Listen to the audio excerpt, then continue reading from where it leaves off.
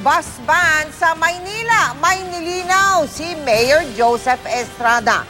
Yung mga bus lang daw na kolorum ang bawal pumasok sa lungsod. Kaya naman ang mga apektadong operator ng bus ay lalong dalito.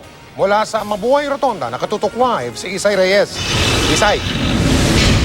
Mel, Mike, ilang araw na nga naiipon ng mga bus dito sa Mabuhay Rotonda, maging yung mga pasahero. Dito kasi kailangan ng bumalik ng mga bus papunta ng Quezon City, samantala yung mga pasahero naman ay kailangan bumaba, lumipat ng mga sasakyan at saka makakapunta sila sa Maynila. Sa mga oras na ito ay nakakaranas tayo ng kaunting pag-ulan, pero kani-kanina lamang ay bumugso ang napakalakas na ulan dahilan kung bakit may kaunting baha rito. Yung mga sasakyan na galing ng Espanya, paluwas ng Quezon City, maging yung mga sasakyan naman na galing ng Quezon City, paluwas ng Maynila ay nagkakaroon ng konting build-up, lalong-lalo na nga dito sa Mabuhay Rotonda dahil dun sa mga nag-u-turn na mga bus. Ang MMDA, Mel, Mike, ay hindi pa rin nagpapapasok ng mga bus papasok sa lungsod. Biyernes, Quiapo Day. Dati parusa sa mga motorista pagdating dito sa Espanya, pero ngayon maluwag na ang kalsada. Sa may Bonifacio Shrine kung saan may terminal dati ng mga bus na biyaheng Ortigas, halos pwedeng magpaikot-ikot ang mga sasakyan. Ganon din ang kabilang lane na papunta namang Rojas Boulevard at Taft. Base nga kasi sa resolution ng Konseho ng Maynila, city at provincial bus na may prangkisa at terminal lang sa Maynila ang pwedeng pumasok sa lungsod. At sa mga tamang terminal at hindi sa mga kalsada, pwedeng magbaba at magsakay ng mga pasahero. Sa listahan ng City Hall, 28 kumpanya ng bus ang may terminal sa loob ng Maynila, pero isa lang dito ang City Bus. Sabi kahapon ng LTFRB, illegal ang Manila Bus Ban at labag sa mga inisyu nilang prangkisa sa mga bus, bagay na muling kinontra ng Konseho ng Maynila. Yung prangkisa is a privilege, not a right. Bigay sila ng bigay ng franchise without consulting us, the city. Dahil kami yung ang effect sa amin kami nangangalaga ng syudad. Pero kaninang umaga sa panayam ng GMA News programs, tila ba kumambyo si Mayor Joseph Estrada at sinabing mga kolorum na bus lang ang pinagbabawal sa Maynila. Mayor Erap, linawin lang po sana namin yung sakop po nitong bus ban sa Maynila. Yung sinabi po ninyo, yun lamang po mga provincial at city bus na walang terminal. Tama po ba sa Maynila? Hindi.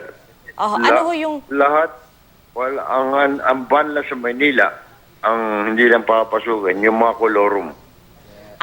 Okay. So, lahat naman yung mga pwede pumasok, lalo yung may mga prangkisa, papasukin natin.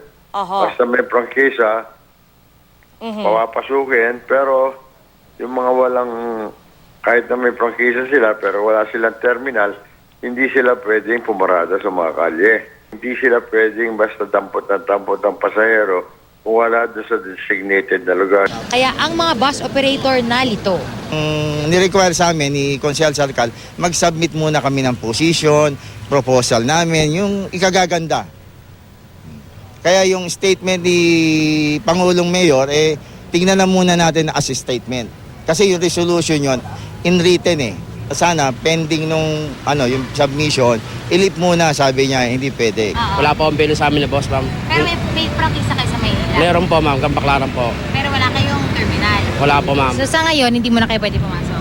Hindi, para ma'am, bawal para po. Meron po sa buhay po papunta kami diretso dahil baka may makatikitan po kami. Okay. At sa gitna nito, mga pasahero ang pinaka-apektado. Mas dumodoble pa masahe namin at saka mahirap kasi unti lang naman yung FX kaya sa bus talaga kami nakakasakay. Medyo nahirapan kami mag-commute kasi lalo na pag may dala kami muna pagbalik, hindi namin alam kung saan kami sasakay.